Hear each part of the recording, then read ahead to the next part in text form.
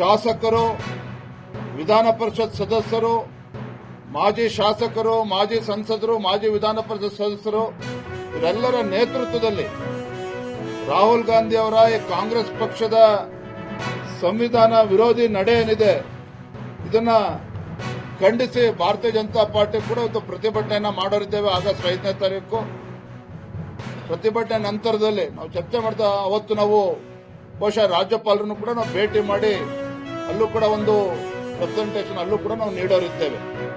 ಅವರ ನೇತೃತ್ವದಲ್ಲಿ ನಡೀತಾ ಇರತಕ್ಕಂಥದ್ದು ಸತ್ಯ. ಇದು ಬಹಳ ಗಂಭೀರವಾಗಿರ್ತಕ್ಕಂಥ ವಿಚಾರ. ತಮ್ಗೆ ಅನ್ನಿಸ್ಬೋದು ಏನು ರಾಹುಲ್ ಗಾಂಧಿ ಅವರು ಬೆಂಗಳೂರಿಗೆ ಬರ್ತಾ ಇದ್ದಾರೆ ಆಗಸ್ಟ್ 5ನೇ ತಾರೀಕು, ಫ್ರೀಡಂ ಪಾರ್ಕ್ನಲ್ಲಿ ಪ್ರೊಟೆಸ್ಟ್ ಮಾಡಿ ಪ್ರತಿಭಟನೆ ಮಾಡಿ ಚುನಾವಣಾ ಆಯೋಗವನ್ನ ಭೇಟಿ ಮಾಡ್ತಾರೆ. ನಿಮ್ಗೆ ಯಾಕೆ ಆತಂಕ ಅಂತೇಳಿ ಮಾಧ್ಯಮದ ಸ್ನೇಹಿತರಿಗೆ ಅನ್ನಿಸ್ಬೋದು. ನಮಗೆ ಆತಂಕ ಅಲ್ಲ.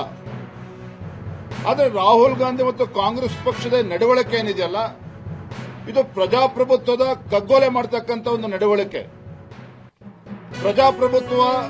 ಪ್ರಜಾಪ್ರಭುತ್ವದ ವಿರೋಧಿ ನಡೆ ಇವತ್ತು ರಾಹುಲ್ ಗಾಂಧಿ ಅವರದು, ಕಾಂಗ್ರೆಸ್ ಪಕ್ಷದ್ದು.